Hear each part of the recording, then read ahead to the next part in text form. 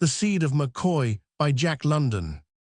The Pyrenees, her iron sides pressed low in the water by her cargo of wheat, rolled sluggishly, and made it easy for the man who was climbing aboard from out a tiny outrigger canoe. As his eyes came level with the rail so that he could see inboard, it seemed to him that he saw a dim, almost indiscernible haze. It was more like an illusion, like a blurring film that had spread abruptly over his eyes. He felt an inclination to brush it away, and the same instant he thought that he was growing old and that it was time to send to San Francisco for a pair of spectacles. As he came over the rail, he cast a glance aloft at the tall masts and next at the pumps. They were not working. There seemed nothing the matter with the big ship, and he wondered why she had hoisted the signal of distress. He thought of his happy islanders and hoped it was not disease. Perhaps the ship was short of water or provisions. He shook hands with the captain, whose gaunt face and careworn eyes made no secret of the trouble, whatever it was. At the same moment, the newcomer was aware of a faint, indefinable smell. It seemed like that of burnt bread, but different. He glanced curiously about him. 20 feet away, a weary-faced sailor was calking the deck. As his eyes lingered on the man, he saw suddenly arise from under his hands a faint spiral of haze that curled and twisted and was gone. By now he had reached the deck. His bare feet were pervaded by a dull warmth that quickly penetrated the thick calluses. He knew now the nature of the ship's distress. His eyes roved swiftly forward, where the full crew of weary-faced sailors regarded him eagerly. The glance from his liquid brown eyes swept over them like a benediction, soothing them, wrapping them about as in the mantle of a great peace. "How long has she been afire, Captain?" he asked in a voice so gentle and unperturbed that it was as the cooing of a dove. At first the captain felt the peace and content of it stealing in upon him. Then the consciousness of all that he had gone through and was going through smote him, and he was resentful. By what right did this ragged beachcomber, in dungaree trousers and a cotton shirt, suggest such a thing as peace and content to him and his overwrought, exhausted soul? The captain did not reason this. It was the unconscious process of emotion that caused his resentment. 15 days, he answered shortly. "Who are you?" "My name is McCoy," came the answer in tones that breathed tenderness and compassion. "I mean, are you the pilot?" McCoy passed the benediction of his gaze over the tall, heavy-shouldered man with the haggard, unshaven face who had joined the captain. "I am as much a pilot as anybody," was McCoy's answer. "We are all pilots here, Captain, and I know every inch of these waters." But the captain was impatient. "What I want is some of the authorities. I want to talk with them and blame quick. Then I'll do just as well." Again that insidious suggestion of peace, and his ship a raging furnace beneath his feet. The captain's eyebrows lifted impatiently and nervously, and his fist clenched as if he were about to strike a blow with it. "Who in hell are you?" he demanded. "I am the chief magistrate," was the reply in a voice that was still the softest and gentlest imaginable. The tall, heavy-shouldered man broke out in a harsh laugh that was partly amusement, but mostly hysterical. Both he and the captain regarded McCoy with incredulity and amazement. That this barefooted beachcomber should possess such high-sounding dignity was inconceivable. His cotton shirt, unbuttoned, exposed a grizzled chest, and the fact that there was no undershirt beneath. A worn straw hat failed to hide the ragged gray hair. Halfway down his chest descended an untrimmed patriarchal beard. In any slop shop, 2 shillings would have outfitted him complete as he stood before them. "Any relation to the McCoy of the Bounty?" the captain asked. "He was my great-grandfather." "Oh," the captain said, then bethought himself. "My name is Davenport, and this is my first mate, Mr. Koenig." They shook hands. "And now to business." The captain spoke quickly, the urgency of a great haste pressing his speech. "We've been on fire for over 2 weeks. She's ready to break all hell loose any moment. That's why I held for Pitcairn. I want to beach her or scuttle her and save the hull." "Then you made a mistake, Captain," said McCoy. "You should have slacked away from Mangeva. There's a beautiful beach there, in a lagoon where the water is like a mill pond." "But we're here, ain't we?" the first mate demanded. "That's the point." We're here and we've got to do something. McCoy shook his head kindly. You can do nothing here. There is no beach. There isn't even anchorage. Gammon, said the mate. Gammon, he repeated loudly as the captain signaled him to be more soft-spoken. You can't tell me that sort of stuff. Where do you keep your own boats? Hey, your schooner or cutter or whatever you have? Hey, answer me that. McCoy smiled as gently as he spoke.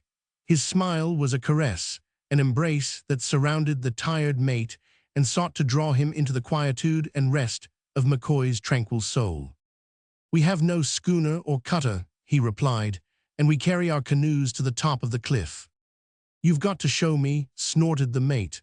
How do you get around to the other islands, Hef? Tell me that. We don't get around. As governor of Pitcairn, I sometimes go. When I was younger, I was away a great deal, sometimes on the trading schooners, but mostly on the missionary brig. But she's gone now, and we depend on passing vessels. Sometimes we have had as high as 6 calls in 1 year. At other times, a year, and even longer, has gone by without one passing ship. Yours is the first in 7 months. And you mean to tell me, the mate began. But Captain Davenport interfered. Enough of this, we're losing time. What is to be done, Mr. McCoy? The old man turned his brown eyes, sweet as a woman's, shoreward, and both captain and mate followed his gaze around from the lonely rock of Pitcairn to the crew clustering forward and waiting anxiously for the announcement of a decision. McCoy did not hurry. He thought smoothly and slowly, step by step, with the certitude of a mind that was never vexed or outraged by life. The wind is light now, he said finally. There is a heavy current setting to the westward. That's what made us fetch to leeward, the captain interrupted, desiring to vindicate his seamanship. Yes, that is what fetched you to leeward, McCoy went on. Well, you can't work up against this current today, and if you did, there is no beach. Your ship will be a total loss. He paused, and captain and mate looked despair at each other. But I will tell you what you can do. The breeze will freshen tonight around midnight. See those tails of clouds and that thickness to windward, beyond the point there? That's where she'll come from, out of the southeast, hard. It is 300 miles to Mangeva. Square away for it. There is a beautiful bed for your ship there. The mate shook his head. Come into the cabin, and we'll look at the chart, said the captain. McCoy found a stifling, poisonous atmosphere in the pent cabin. Stray waftures of invisible gases bit his eyes and made them sting. The deck was hotter, almost unbearably hot to his bare feet. The sweat poured out of his body. He looked almost with apprehension about him. This malignant, internal heat was astounding. It was a marvel that the cabin did not burst into flames. He had a feeling as if of being in a huge bake oven where the heat might at any moment increase tremendously and shrivel him up like a blade of grass. As he lifted one foot and rubbed the hot sole against the leg of his trousers, the mate laughed in a savage, snarling fashion. The anteroom of hell, he said. Hell herself is right down there under your feet. It's hot, McCoy cried involuntarily, mopping his face with a bandana handkerchief. Here's Mangeva, the captain said, bending over the table and pointing to a black speck in the midst of the white blankness of the chart. And here, in between, is another island. Why not run for that? McCoy did not look at the chart. That's Crescent Island, he answered. It is uninhabited, and it is only 2 or 3 feet above water, lagoon, but no entrance. No, Mangeva is the nearest place for your purpose. Mangeva it is, then, said Captain Davenport, interrupting the mate's growling objection. Call the crew aft, Mr. Koenig. The sailors obeyed, shuffling wearily along the deck and painfully endeavoring to make haste. Exhaustion was evident in every movement. The cook came out of his galley to hear, and the cabin boy hung about near him. When Captain Davenport had explained the situation and announced his intention of running for Mangeva, an uproar broke out. Against a background of throaty rumbling arose inarticulate cries of rage, with here and there a distinct curse or word or phrase. A shrill Cockney voice soared and dominated for a moment, crying, God, after Bain in L for 15 days, and now he wants us to sail this float in L to sea again. The captain could not control them, but McCoy's gentle presence seemed to rebuke and calm them, and the muttering and cursing died away, until the full crew, save here and there an anxious face directed at the captain, yearned dumbly toward the green-clad peaks and beetling coast of Pitcairn. Soft as a spring zephyr was the voice of McCoy. "Captain, I thought I heard some of them say they were starving." "Aye," was the answer, "and so we are. I've had a sea biscuit and a spoonful of salmon in the last 2 days. We're on whack. You see, when we discovered the fire, we battened down immediately to suffocate the fire. And then we found how little food there was in the pantry, but it was too late. We didn't dare break out the lazarette. Hungry, I'm just as hungry as they are." He spoke to the men again, and again the throat rumbling and cursing arose, their faces convulsed and animal-like with rage. The second and third mates had joined the captain, standing behind him at the break of the poop. Their faces were set and expressionless. They seemed bored, more than anything else, by this mutiny of the crew.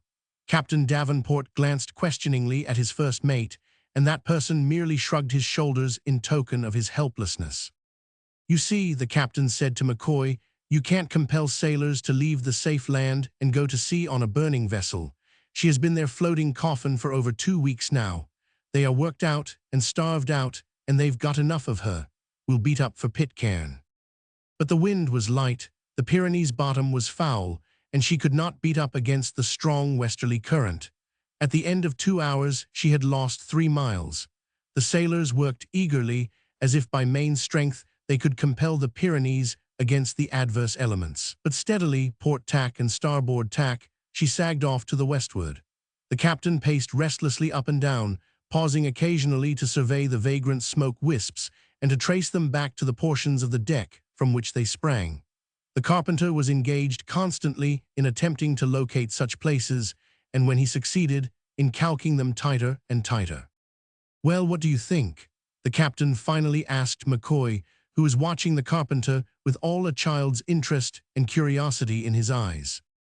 McCoy looked shoreward, where the land was disappearing in the thickening haze. "I think it would be better to square away for Mangeva. With that breeze that is coming, you'll be there tomorrow evening. But what if the fire breaks out? It is liable to do it any moment. Have your boats ready in the falls. The same breeze will carry your boats to Mangeva if the ship burns out from under." Captain Davenport debated for a moment, and then McCoy heard the question he had not wanted to hear, but which he knew was surely coming. "I have no chart of Mangeva. On the general chart, it is only a fly speck. I would not know where to look for the entrance into the lagoon. Will you come along and pilot her in for me?" McCoy's serenity was unbroken. "Yes, Captain," he said, with the same quiet unconcern with which he would have accepted an invitation to dinner. "I'll go with you to Mangeva." Again the crew was called aft, and the captain spoke to them from the break of the poop. "We've tried to work her up, but you see how we've lost ground. She's setting off in a 2-knot current. This gentleman is the Honorable McCoy, Chief Magistrate and Governor of Pitcairn Island. He will come along with us to Mangeva, so you see the situation is not so dangerous.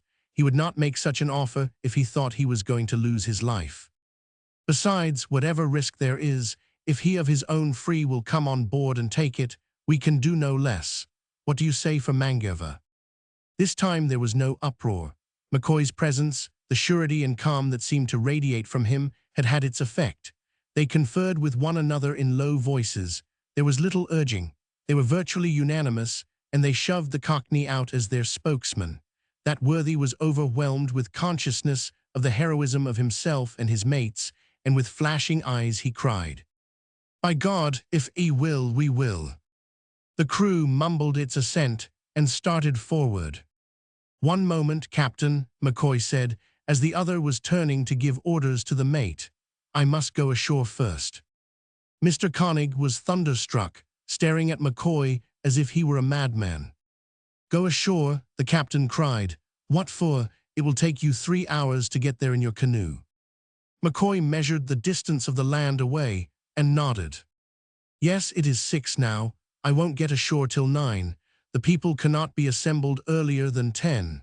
As the breeze freshens up tonight, You can begin to work up against it and pick me up at daylight tomorrow morning." In the name of reason and common sense, the captain burst forth, "What do you want to assemble the people for? Don't you realize that my ship is burning beneath me?" McCoy was as placid as a summer sea, and the other's anger produced not the slightest ripple upon it. "Yes, Captain," he cooed in his dove-like voice, "I do realize that your ship is burning. That is why I am going with you to Mangeva, but I must get permission to go with you. It is our custom. It is an important matter when the governor leaves the island. The people's interests are at stake, and so they have the right to vote their permission or refusal, but they will give it, I know that." "Are you sure?" "Quite sure." "Then if you know they will give it, why bother with getting it? Think of the delay, a whole night." "It is our custom," was the imperturbable reply. "Also, I am the governor, and I must make arrangements for the conduct of the island during my absence." "But it is only a 24-hour run to Mangeva," the captain objected. "Suppose it took you 6 times that long to return to windward, that would bring you back by the end of a week." McCoy smiled his large, benevolent smile.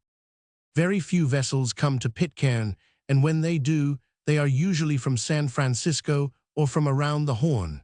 I shall be fortunate if I get back in 6 months. I may be away a year, and I may have to go to San Francisco in order to find a vessel that will bring me back. My father once left Pitcairn to be gone 3 months, and 2 years passed before he could get back. Then, too, you are short of food. If you have to take to the boats, and the weather comes up bad, you may be days in reaching land. I can bring off 2 canoe loads of food in the morning. Dried bananas will be best. As the breeze freshens, you beat up against it. The nearer you are, the bigger loads I can bring off. Goodby." He held out his hand. The captain shook it and was reluctant to let go. He seemed to cling to it, as a drowning sailor clings to a life buoy. "How do I know you will come back in the morning?" he asked. "Yes, that's it," cried the mate. "How do we know but what he's skinning out to save his own hide?" McCoy did not speak. He looked at them sweetly and benignantly, and it seemed to them that they received a message from his tremendous certitude of soul. The captain released his hand, and with a last sweeping glance that embraced the crew in its benediction, McCoy went over the rail and descended into his canoe. The wind freshened, and the Pyrenees, despite the foulness of her bottom, won half a dozen miles away from the westerly current. At daylight, with Pitcairn 3 miles to windward, Captain Davenport made out 2 canoes coming off to him. Again McCoy clambered up the side and dropped over the rail to the hot deck. He was followed by many packages of dried bananas, each package wrapped in dry leaves.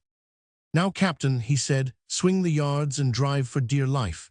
You see, I am no navigator," he explained a few minutes later as he stood by the captain aft, the latter with gaze wandering from aloft to overside as he estimated the Pyrenees' speed. "You must fetch her to Mangeva. When you have picked up the land, then I will pilot her in. What do you think she is making?" 11, Captain Davenport answered, with a final glance at the water rushing past. 11, let me see, if she keeps up that gait, we'll sight Mangeva between 8 and 9 o'clock tomorrow morning. I'll have her on the beach by 10 or by 11 at latest, and then your troubles will be all over." It almost seemed to the captain that the blissful moment had already arrived. Such was the persuasive convincingness of McCoy. Captain Davenport had been under the fearful strain of navigating his burning ship for over 2 weeks, and he was beginning to feel that he had had enough. A heavier flaw of wind struck the back of his neck and whistled by his ears. He measured the weight of it and looked quickly overside. "The wind is making all the time," he announced. "The old girl's doing nearer 12 than 11 right now. If this keeps up, we'll be shortening down tonight." All day the Pyrenees, carrying her load of living fire, tore across the foaming sea. By nightfall, royals and topgallantsails were in, and she flew on into the darkness, with great, crested seas roaring after her. The auspicious wind had had its effect, and fore and aft a visible brightening was apparent. In the second dog watch, some careless soul started a song, and by 8 bells the whole crew was singing. Captain Davenport had his blankets brought up and spread on top the house. "I've forgotten what sleep is," he explained to McCoy. "I'm all in, but give me a call at any time you think necessary." At 3 in the morning, he was aroused by a gentle tugging at his arm. He sat up quickly, bracing himself against the skylight, stupid yet from his heavy sleep. The wind was thrumming its war song in the rigging, and a wild sea was buffeting the Pyrenees. Amidships, she was wallowing first one rail under and then the other, flooding the waist more often than not. McCoy was shouting something he could not hear. He reached out, clutched the other by the shoulder, and drew him close so that his own ear was close to the other's lips. "It's 3 o'clock, came McCoy's voice, still retaining its dove-like quality, but curiously muffled, as if from a long way off. "We've run 250. Crescent Island is only 30 miles away, somewhere there dead ahead. There's no lights on it. If we keep running, we'll pile up and lose ourselves as well as the ship." "What day you think heave to?" "Yes, heave to till daylight. It will only put us back 4 hours." So the Pyrenees, with her cargo of fire, was hove to, biting the teeth of the gale and fighting and smashing the pounding seas. She was a shell filled with a conflagration, and on the outside of the shell, clinging precariously, the little motes of men, by pull and haul, helped her in the battle. "It is most unusual, this gale," McCoy told the captain, in the lee of the cabin. "By rights, there should be no gale at this time of the year, but everything about the weather has been unusual. There has been a stoppage of the trades, and now it's howling right out of the trade quarter." He waved his hand into the darkness, as if his vision could dimly penetrate for hundreds of miles. "It is off to the westward. There is something big making off there somewhere, a hurricane or something. We're lucky to be so far to the eastward, but this is only a little blow," he added. "It can't last, I can tell you that much." By daylight the gale had eased down to normal, but daylight revealed a new danger. It had come on thick. The sea was covered by a fog, or rather, by a pearly mist that was fog-like in density, insofar as it obstructed vision, but that was no more than a film on the sea, for the sun shot it through and filled it with a glowing radiance. The deck of the Pyrenees was making more smoke than on the preceding day, and the cheerfulness of officers and crew had vanished. In the lee of the galley, the cabin boy could be heard whimpering. It was his first voyage, and the fear of death was at his heart. The captain wandered about like a lost soul, nervously chewing his mustache, scowling, unable to make up his mind what to do. "What do you think?" he asked, pausing by the side of McCoy, who was making a breakfast off fried bananas and a mug of water. McCoy finished the last banana, drained the mug, and looked slowly around. In his eyes was a smile of tenderness as he said, "Well, Captain, we might as well drive as burn. Your decks are not going to hold out forever. They are hotter this morning. You haven't a pair of shoes I can wear. It is getting uncomfortable for my bare feet." The Pyrenees shipped 2 heavy seas as she was swung off and put once more before it, and the first mate expressed a desire to have all that water down in the hold, if only it could be introduced without taking off the hatches. McCoy ducked his head into the binnacle and watched the course set. "I'd hold her up some more, Captain," he said. "She's been making drift when hove to." "I've set it to a point higher already," was the answer. "Isn't that enough?" "I'd make it 2 points, Captain. This bit of a blow kicked that westerly current ahead faster than you imagine." Captain Davenport compromised on 1.5 points and then went aloft, accompanied by McCoy and the first mate, to keep a lookout for land. Sail had been made so that the Pyrenees was doing 10 knots. The following sea was dying down rapidly. There was no break in the pearly fog, and by 10 o'clock Captain Davenport was growing nervous. All hands were at their stations, ready, at the first warning of land ahead, to spring like fiends to the task of bringing the Pyrenees up on the wind. That land ahead, a surf-washed outer reef, would be perilously close when it revealed itself in such a fog. Another hour passed. The 3 watchers aloft stared intently into the pearly radiance. "What if we miss Mangerva?" Captain Davenport asked abruptly. McCoy, without shifting his gaze, answered softly, "Why let her drive, Captain? That is all we can do. All the Paumatas are before us. We can drive for 1,000 miles through reefs and atolls. We are bound to fetch up somewhere." "Then drive it is." Captain Davenport evidenced his intention of descending to the deck, We've missed Mangeva. God knows where the next land is. I wish I'd held her up that other half-point, he confessed a moment later. This cursed current plays the devil with a navigator. The old navigators called the Paumatus the dangerous archipelago, McCoy said, when they had regained the poop. This very current was partly responsible for that name. I was talking with a sailor chap in Sydney once, said Mr. Koenig. He'd been trading in the Paumatus. He told me insurance was 18%. Is that right? McCoy smiled and nodded. Except that they don't insure, he explained. The owners write off 20% of the cost of their schooners each year. My God, Captain Davenport groaned. That makes the life of a schooner only 5 years. He shook his head sadly, murmuring, bad waters, bad waters. Again, they went into the cabin to consult the big general chart, but the poisonous vapors drove them coughing and gasping on deck. Here is Moerenhout Island. Captain Davenport pointed it out on the chart, which he had spread on the house. It can't be more than 100 miles to leeward. 110. McCoy shook his head doubtfully. It might be done, but it is very difficult. I might beach her, and then again I might put her on the reef. A bad place, a very bad place. We'll take the chance, was Captain Davenport's decision, as he set about working out the course. Sail was shortened early in the afternoon to avoid running past in the night, and in the second dog watch, the crew manifested its regained cheerfulness. Land was so very near, and their troubles would be over in the morning. But morning broke clear, with a blazing tropic sun. The southeast trade had swung around to the eastward and was driving the Pyrenees through the water at an 8-knot clip. Captain Davenport worked up his dead reckoning, allowing generously for drift, and announced Moerenhout Island to be not more than 10 miles off.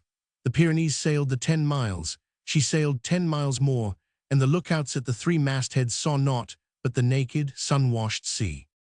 But the land is there, I tell you, Captain Davenport shouted to them from the poop. McCoy smiled soothingly, but the captain glared about him like a madman, fetched his sextant, and took a chronometer sight. I knew I was right, he almost shouted when he had worked up the observation. 21:55 south, 136:2 west. There you are, we're 8 miles to windward yet. What did you make it out, Mr. Koenig? The first mate glanced at his own figures and said in a low voice, 21:55 all right, but my longitude's 136:48. That puts us considerably to leeward. But Captain Davenport ignored his figures with so contemptuous a silence as to make Mr. Koenig grit his teeth and curse savagely under his breath. Keep her off, the captain ordered the man at the wheel.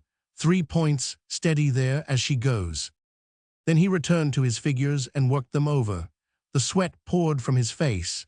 He chewed his mustache, his lips, and his pencil, staring at the figures as a man might at a ghost. Suddenly, with a fierce, muscular outburst, he crumpled the scribbled paper in his fist and crushed it underfoot.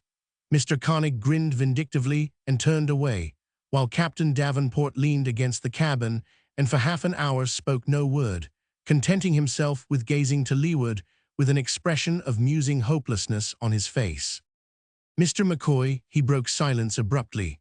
The chart indicates a group of islands, but not how many, off there to the northward or northwestward, about 40 miles, the Actian Islands. What about them? There are 4, all low, McCoy answered. First to the southeast is Matarui, no people, no entrance to the lagoon. Then comes Tenarunga. There used to be about a dozen people there, but they may be all gone now. Anyway, there is no entrance for a ship, only a boat entrance with a fathom of water. Vehoga and Tuararo are the other 2.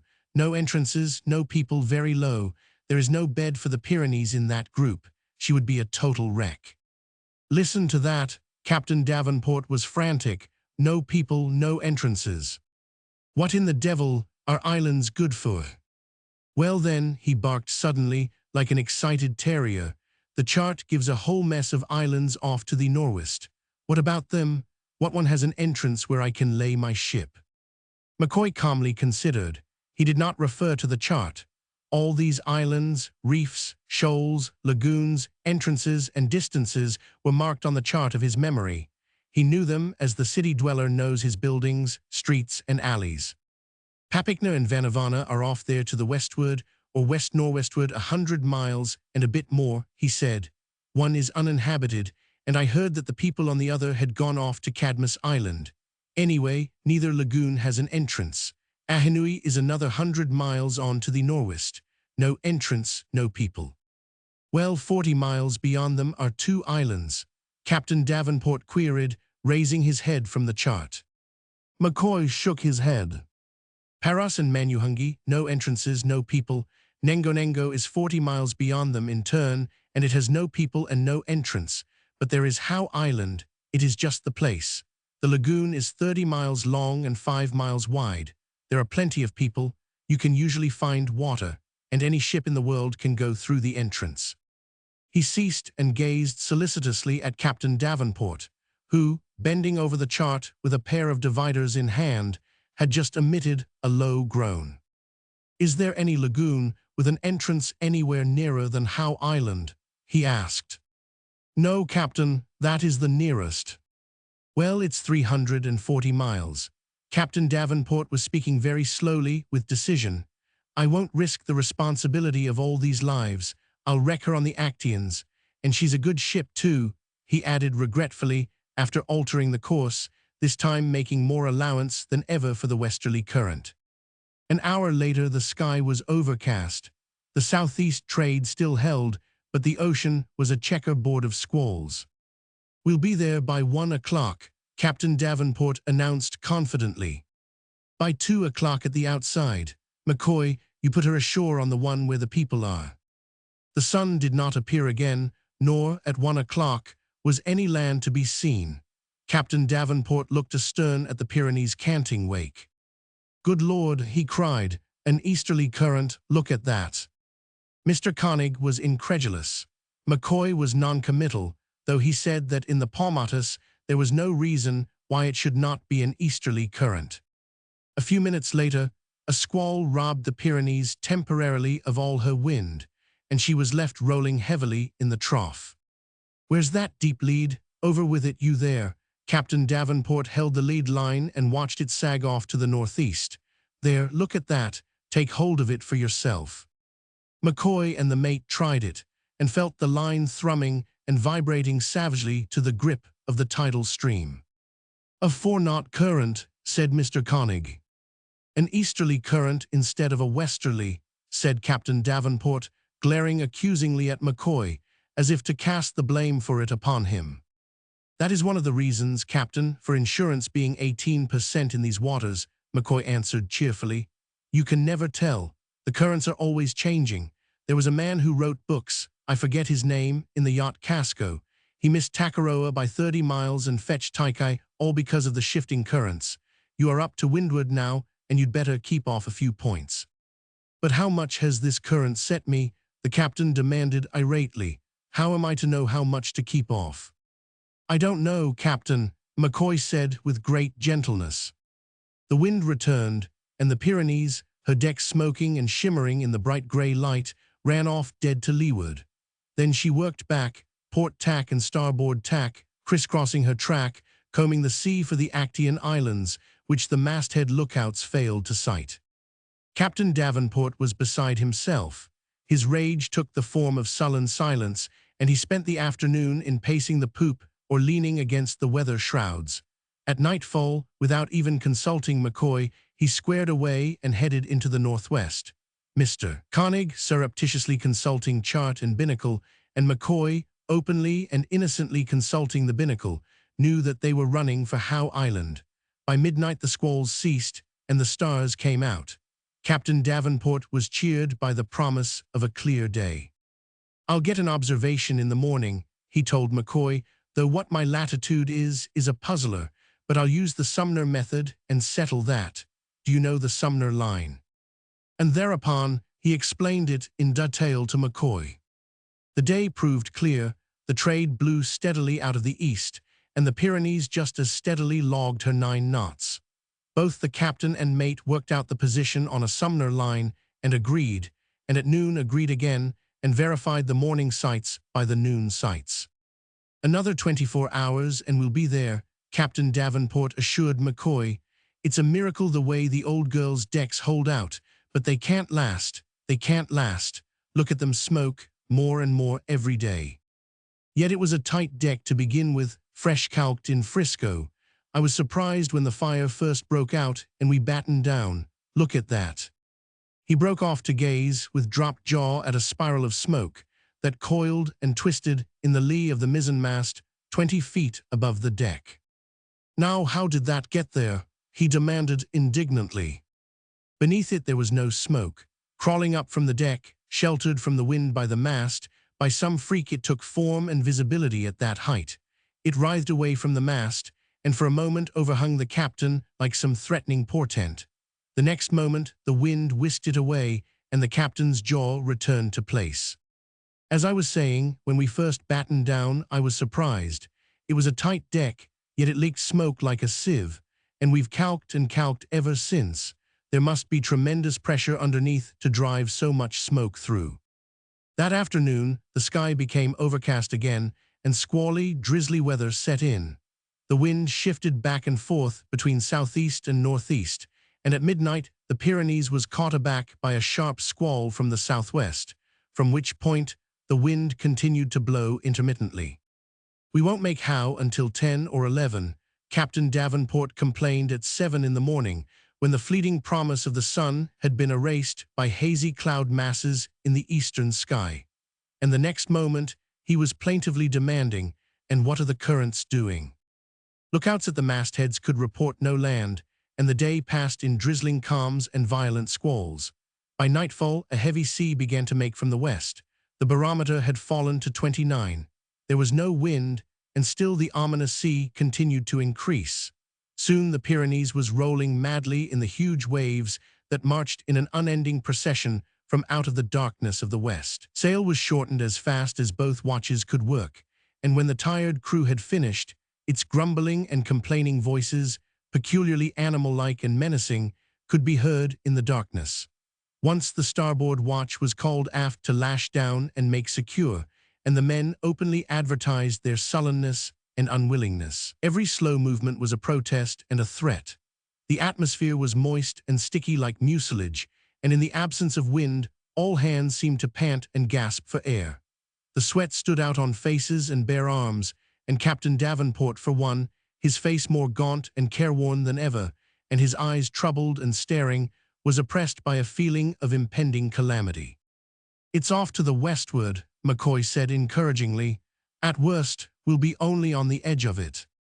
But Captain Davenport refused to be comforted, and by the light of a lantern read up the chapter in his epitome that related to the strategy of shipmasters in cyclonic storms. From somewhere amidships, the silence was broken by a low whimpering from the cabin boy. "Oh, shut up!"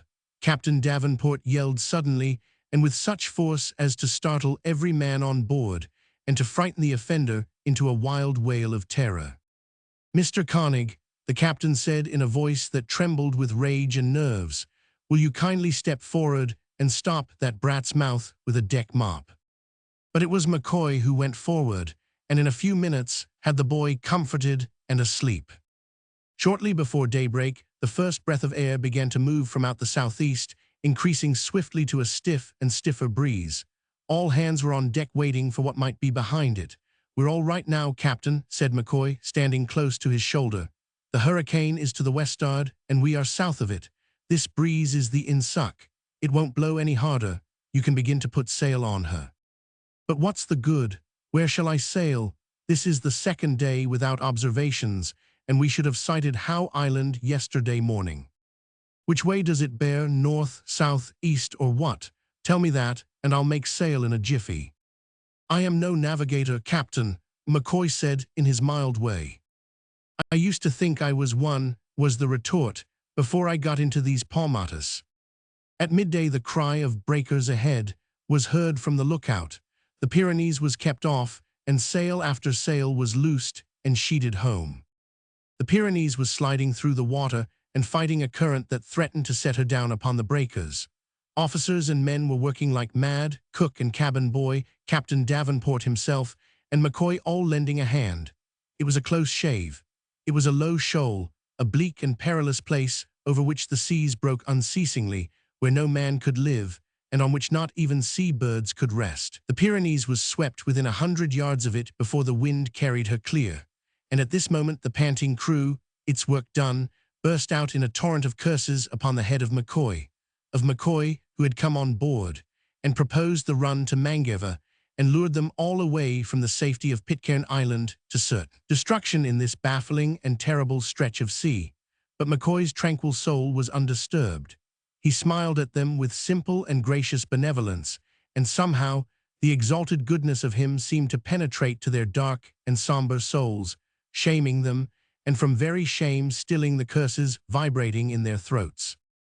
Bad waters, Captain Davenport was murmuring as his ship forged clear, but he broke off abruptly to gaze at the shoal which should have been dead astern, but which was already on the Pyrenees' weather quarter and working up rapidly to windward. He sat down and buried his face in his hands, and the first mate saw, and McCoy saw, and the crew saw what he had seen. South of the shoal, an easterly current had set them down upon it. North of the shoal, an equally swift westerly current had clutched the ship and was sweeping her away. "I've heard of these palmatas before," the captain groaned, lifting his blanched face from his hands. "Captain Moyndale told me about them after losing his ship on them, and I laughed at him behind his back. God forgive me, I laughed at him. What shoal is that?" he broke off to ask McCoy. "I don't know, Captain." "Why don't you know?" "Because I never saw it before, and because I have never heard of it. I do know that it is not charted. These waters have never been thoroughly surveyed." "Then you don't know where we are." "No more than you do," McCoy said gently. At 4 in the afternoon, coconut trees were sighted, apparently growing out of the water. A little later, the low land of an atoll was raised above the sea. "I know where we are now, Captain." McCoy lowered the glasses from his eyes. "That's Resolution Island. We are 40 miles beyond Howe Island, and the wind is in our teeth." "Get ready to beach her then. Where's the entrance?" "There's only a canoe passage, but now that we know where we are, we can run for Barclay de Tolly. It is only 120 miles from here, due nor-norwest. With this breeze, we can be there by 9 o'clock tomorrow morning." Captain Davenport consulted the chart and debated with himself. "If we wreck her here," McCoy added, "we'd have to make the run to Barclay de Tolly in the boats just the same." The captain gave his orders, and once more the Pyrenees swung off for another run across the inhospitable sea. And the middle of the next afternoon saw despair and mutiny on her smoking deck. The current had accelerated, the wind had slackened, and the Pyrenees had sagged off to the west. The lookout sighted Barclay de Tolly to the eastward, barely visible from the masthead, and vainly and for hours the Pyrenees tried to beat up to it. Ever, like a mirage, the coconut trees hovered on the horizon, visible only from the masthead. From the deck, they were hidden by the bulge of the world. Again Captain Davenport consulted McCoy and the chart. Makimo lay 75 miles to the southwest. Its lagoon was 30 miles long, and its entrance was excellent.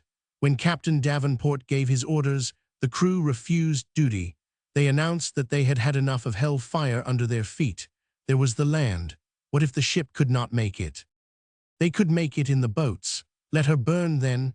Their lives amounted to something to them. They had served faithfully the ship. Now they were going to serve themselves. They sprang to the boats, brushing the second and third mates out of the way, and proceeded to swing the boats out and to prepare to lower away. Captain Davenport and the first mate, revolvers in hand, were advancing to the break of the poop, when McCoy, who had climbed on top of the cabin, began to speak. He spoke to the sailors, and at the first sound of his dove-like, cooing voice they paused to hear. He extended to them his own ineffable serenity and peace. His soft voice and simple thoughts flowed out to them in a magic stream, soothing them against their wills. Long-forgotten things came back to them, and some remembered lullaby songs of childhood and the content and rest of the mother's arm at the end of the day.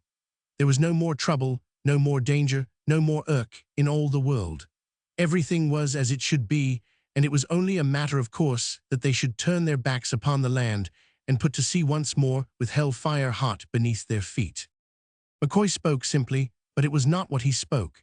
It was his personality that spoke more eloquently than any word he could utter. It was an alchemy of soul occultly subtle and profoundly deep, a mysterious emanation of the spirit, seductive, sweetly humble, and terribly imperious. It was illumination in the dark crypts of their souls, a compulsion of purity and gentleness vastly greater than that which resided in the shining, death-spitting revolvers of the officers. The men wavered reluctantly where they stood, and those who had loosed the turns made them fast again. Then one, and then another, and then all of them began to sidle awkwardly away. McCoy's face was beaming with childlike pleasure as he descended from the top of the cabin. There was no trouble. For that matter, there had been no trouble averted. There never had been any trouble, for there was no place for such in the blissful world in which he lived. "You hypnotized M." Mr. Koenig grinned at him, speaking in a low voice.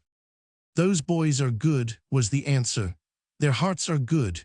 They have had a hard time, and they have worked hard, and they will work hard to the end." Mr. Koenig had not time to reply. His voice was ringing out orders, the sailors were springing to obey, and the Pyrenees was paying slowly off from the wind until her bow should point in the direction of Makimo. The wind was very light, and after sundown almost ceased. It was insufferably warm, and fore and aft men sought vainly to sleep. The deck was too hot to lie upon, and poisonous vapors, oozing through the seams, crept like evil spirits over the ship, stealing into the nostrils and windpipes of the unwary and causing fits of sneezing and coughing. The stars blinked lazily in the dim vault overhead, and the full moon, rising in the east, touched with its light the myriads of wisps and threads and spidery films of smoke that intertwined and writhed and twisted along the deck, over the rails, and up the masts and shrouds. "Tell me," Captain Davenport said, rubbing his smarting eyes, "what happened with that Bounty crowd after they reached Pitcairn? The account I read said they burnt the Bounty and that they were not discovered until many years later. But what happened in the meantime? I've always been curious to know. They were men with their necks in the rope. There were some native men, too, and then there were women. That made it look like trouble right from the jump." "There was trouble," McCoy answered. "They were bad men. They quarreled about the women right away. One of the mutineers, Williams, lost his wife. All the women were Tahitian women. His wife fell from the cliffs when hunting sea birds. Then he took the wife of one of the native men away from him. All the native men were made very angry by this, and they killed off nearly all the mutineers.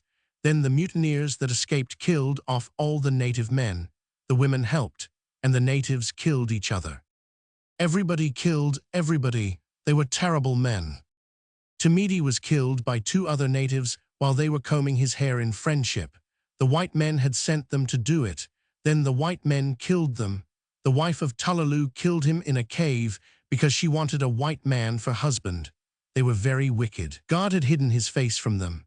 At the end of 2 years, all the native men were murdered, and all the white men except 4. They were young, John Adams, McCoy, who was my great-grandfather, and Quintal. He was a very bad man, too. Once, just because his wife did not catch enough fish for him, he bit off her ear." "They were a bad lot," Mr. Koenig exclaimed. "Yes, they were very bad," McCoy agreed, and went on serenely cooing of the blood and lust of his iniquitous ancestry. "My great-grandfather escaped murder in order to die by his own hand. He made a still and manufactured alcohol from the roots of the tea plant. Quintal was his chum, and they got drunk together all the time. At last McCoy got delirium tremens, tied a rock to his neck, and jumped into the sea. Quintal's wife, the one whose ear he bit off, also got killed by falling from the cliffs. Then Quintal went to Young and demanded his wife, and went to Adams and demanded his wife. Adams and Young were afraid of Quintal. They knew he would kill them, so they killed him, the 2 of them together, with a hatchet. Then Young died, and that was about all the trouble they had." "I should say so," Captain Davenport snorted. "There was nobody left to kill." "You see, God had hidden his face," McCoy said. By morning no more than a faint air was blowing from the eastward, and unable to make appreciable southing by it, Captain Davenport hauled up full end by on the port track. He was afraid of that terrible westerly current which had cheated him out of so many ports of refuge. All day the calm continued, and all night, while the sailors, on a short ration of dried banana, were grumbling. Also, they were growing weak and complaining of stomach pains caused by the straight banana diet. All day the current swept the Pyrenees to the westward, while there was no wind to bear her south. In the middle of the first dog watch, coconut trees were sighted due south, their tufted heads rising above the water and marking the low-lying atoll beneath. "That is Tinga Island," McCoy said. "We need a breeze tonight or else we'll miss Makimo." "What's become of the southeast trade?" the captain demanded. "Why don't it blow? What's the matter?" "It is the evaporation from the big lagoons. There are so many of them," McCoy explained. "The evaporation upsets the whole system of trades. It even causes the wind to back up and blow gales from the southwest. This is the dangerous archipelago, Captain." Captain Davenport faced the old man, opened his mouth, and was about to curse, but paused and refrained. McCoy's presence was a rebuke to the blasphemies that stirred in his brain and trembled in his larynx. McCoy's influence had been growing during the many days they had been together. Captain Davenport was an autocrat of the sea, fearing no man, never bridling his tongue, and now he found himself unable to curse in the presence of this old man with the feminine brown eyes and the voice of a dove. When he realized this, Captain Davenport experienced a distinct shock. This old man was merely the Seed of McCoy of the Bounty, the mutineer fleeing from the hemp that waited him in England, the McCoy who was a power for evil in the early days of blood and lust and violent death on Pitcairn Island. Captain Davenport was not religious, yet in that moment he felt a mad impulse to cast himself at the other's feet, and to say he knew not what. It was an emotion that so deeply stirred him, rather than a coherent thought, and he was aware in some vague way of his own unworthiness and smallness in the presence of this other man who possessed the simplicity of a child and the gentleness of a woman. Of course, he could not so humble himself before the eyes of his officers and men, and yet the anger that had prompted the blasphemy still raged in him. He suddenly smote the cabin with his clenched hand and cried, "Look here, old man, I won't be beaten.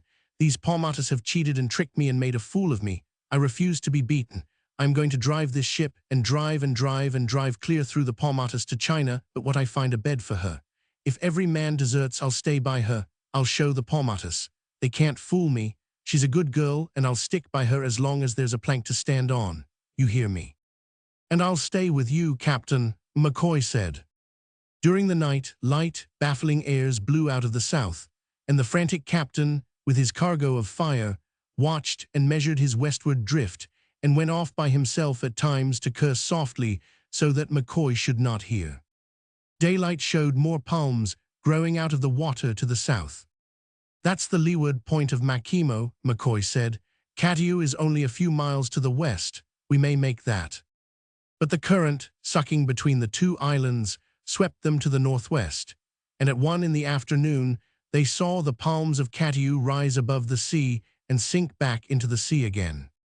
A few minutes later, just as the captain had discovered that a new current from the northeast had gripped the Pyrenees, the masthead lookouts raised coconut palms in the northwest. "It is Raraca," said McCoy. "We won't make it without wind. The current is drawing us down to the southwest, but we must watch out. A few miles farther on a current flows north and turns in a circle to the northwest. This will sweep us away from Fakarava, and Fakarava is the place for the Pyrenees to find her bed." "They can sweep all they well please," Captain Davenport remarked with heat. "We'll find a bed for her somewhere just the same." But the situation on the Pyrenees was reaching a culmination.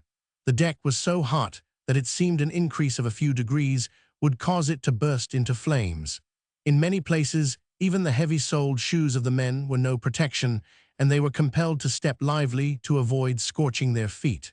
The smoke had increased and grown more acrid. Every man on board was suffering from inflamed eyes, and they coughed and strangled like a crew of tuberculosis patients. In the afternoon, the boats were swung out and equipped. The last several packages of dried bananas were stored in them, as well as the instruments of the officers. Captain Davenport even put the chronometer into the longboat, fearing the blowing up of the deck at any moment. All night this apprehension weighed heavily on all, and in the first morning light, with hollow eyes and ghastly faces, they stared at one another as if in surprise that the Pyrenees still held together and that they still were alive. Walking rapidly at times, and even occasionally breaking into an undignified hop-skip-and-run, Captain Davenport inspected his ship's deck. "It is a matter of hours now, if not of minutes," he announced on his return to the poop. The cry of land came down from the masthead. From the deck the land was invisible, and McCoy went aloft, while the captain took advantage of the opportunity to curse some of the bitterness out of his heart. But the cursing was suddenly stopped by a dark line on the water which he sighted to the northeast. It was not a squall, but a regular breeze, the disrupted trade wind, 8 points out of its direction, but resuming business once more.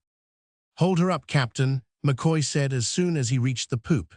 "That's the easterly point of Fakarava, and we'll go in through the passage full tilt, the wind abeam, and every sail drawing." At the end of an hour, the coconut trees and the low-lying land were visible from the deck. The feeling that the end of the Pyrenees' resistance was imminent weighed heavily on everybody. Captain Davenport had the 3 boats lowered and dropped short astern, a man in each to keep them apart. The Pyrenees closely skirted the shore, the surf-whitened atoll a bare 2 cable lengths away. And a minute later the land parted, exposing a narrow passage and the lagoon beyond, a great mirror 30 miles in length and a third as broad. "Now, Captain." For the last time, the yards of the Pyrenees swung around as she obeyed the wheel and headed into the passage. The turns had scarcely been made, and nothing had been coiled down, when the men and mates swept back to the poop in panic terror. Nothing had happened, yet they averred that something was going to happen. They could not tell why. They merely knew that it was about to happen. McCoy started forward to take up his position on the bow in order to con the vessel in, but the captain gripped his arm and whirled him around. "Do it from here," he said. "That deck's not safe. What's the matter?" he demanded the next instant. "We're standing still." McCoy smiled. "You are bucking a 7-knot current, Captain," he said. "That is the way the full ebb runs out of this passage." At the end of another hour, the Pyrenees had scarcely gained her length, but the wind freshened and she began to forge ahead. "Better get into the boats, some of you," Captain Davenport commanded. His voice was still ringing, and the men were just beginning to move in obedience, when the amidship deck of the Pyrenees, in a mass of flame and smoke, was flung upward into the sails and rigging, part of it remaining there and the rest falling into the sea. The wind being abeam was what had saved the men crowded aft. They made a blind rush to gain the boats, but McCoy's voice, carrying its convincing message of vast calm and endless time, stopped them. "Take it easy," he was saying. "Everything is all right. Pass that boy down, somebody, please." The man at the wheel had forsaken it in a funk, and Captain Davenport had leaped and caught the spokes in time to prevent the ship from yawing in the current and going ashore. "Better take charge of the boats," he said to Mr. Koenig. "Tow one of them short, right under the quarter. When I go over, it'll be on the jump." Mr. Koenig hesitated, then went over the rail and lowered himself into the boat. "Keep her off half a point, Captain." Captain Davenport gave a start. He had thought he had the ship to himself. "Aye, aye, half a point it is," he answered. Amidships the Pyrenees was an open flaming furnace, out of which poured an immense volume of smoke, which rose high above the masts and completely hid the forward part of the ship. McCoy, in the shelter of the mizzen shrouds, continued his difficult task of conning the ship through the intricate channel. The fire was working aft along the deck from the seat of explosion, while the soaring tower of canvas on the mainmast went up and vanished in a sheet of flame. Forward, though they could not see them, they knew that the headsails were still drawing. "If only she don't burn all her canvas off before she makes inside," the captain groaned. "She'll make it," McCoy assured him with supreme confidence. "There is plenty of time. She is bound to make it. And once inside, we'll put her before it. That will keep the smoke away from us and hold back the fire from working aft." A tongue of flame sprang up the mizzen, reached hungrily for the lowest tier of canvas, missed it, and vanished. From aloft, a burning shred of rope stuff fell square on the back of Captain Davenport's neck. He acted with the celerity of one stung by a bee as he reached up and brushed the offending fire from his skin. "How is she heading, Captain?" "Norwest by west." "Keep her west-northwest." Captain Davenport put the wheel up and steadied her. "West by north, Captain." "West by north she is." "And now west." Slowly, point by point, as she entered the lagoon, the Pyrenees described the circle that put her before the wind, and point by point, with all the calm certitude of 1,000 years of time to spare, McCoy chanted the changing course. "Another point, Captain." "A point it is." Captain Davenport whirled several spokes over, suddenly reversing and coming back one to check her. "Steady." "Steady she is, right on it." Despite the fact that the wind was now astern, the heat was so intense that Captain Davenport was compelled to steal sidelong glances into the binnacle, letting go the wheel now with one hand, now with the other, to rub or shield his blistering cheeks. McCoy's beard was crinkling and shriveling, and the smell of it, strong in the other's nostrils, compelled him to look toward McCoy with sudden solicitude. Captain Davenport was letting go the spokes alternately with his hands in order to rub their blistering backs against his trousers. Every sail on the mizzenmast vanished in a rush of flame, compelling the two men to crouch and shield their faces. "Now," said McCoy, stealing a glance ahead at the low shore, "4 points up, Captain, and let her drive." Shreds and patches of burning rope and canvas were falling about them and upon them. The tarry smoke from a smoldering piece of rope at the captain's feet set him off into a violent coughing fit, during which he still clung to the spokes. The Pyrenees struck, her bow lifted, and she ground ahead gently to a stop. A shower of burning fragments, dislodged by the shock, fell about them. The ship moved ahead again and struck a second time. She crushed the fragile coral under her keel, drove on, and struck a third time. "Hard over," said McCoy. "Hard over," he questioned gently a minute later. "She won't answer," was the reply. "All right, she is swinging around." McCoy peered over the side. Soft, white sand, couldn't ask better, a beautiful bed.